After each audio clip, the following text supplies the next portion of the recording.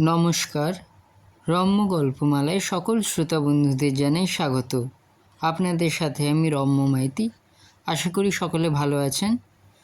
শারদ উৎসব উপলক্ষে আজকের বিশেষ পরিবেশনা কবি গাজী বিশ্বজিৎ ইসলামের লেখা কবিতা শরৎ। কবিতা পাঠে আমি রম্য মাইতি, অঙ্কনে রঞ্জন দত্ত। আজকের কবিতা শরৎ। সবুজ ধানের কচি পাতায় রোদ ঝিকমিক করে, শরৎ এলো শিউলি তলায় রয় না যে মন ঘরে।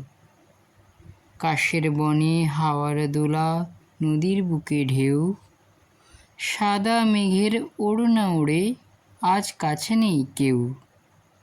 ঝোপে ঝাড়ে পাতার ফাঁকে হলুদ পাখির খেলা, ফুলের বনে খুশির চিঠি মৌমাছিদের মেলা। শরৎ এলো তাই বুঝি আজ এত খুশির ধুম, খুকুর মনে রঙের ঝিলিক নেই কো চোখে ঘুম। কেমন লাগলো আজকের এই কবিতা? কমেন্ট বক্সে অবশ্যই লিখে জানান। কবিতাটি ভালো লাগলে লাইক এবং শেয়ার করতে ভুলবেন না। পরবর্তীকালে আরও নানান স্বাদের কবিতা শুনতে এখনই আমার চ্যানেলটি সাবস্ক্রাইব করে আমার পাশে থাকুন। ধন্যবাদ।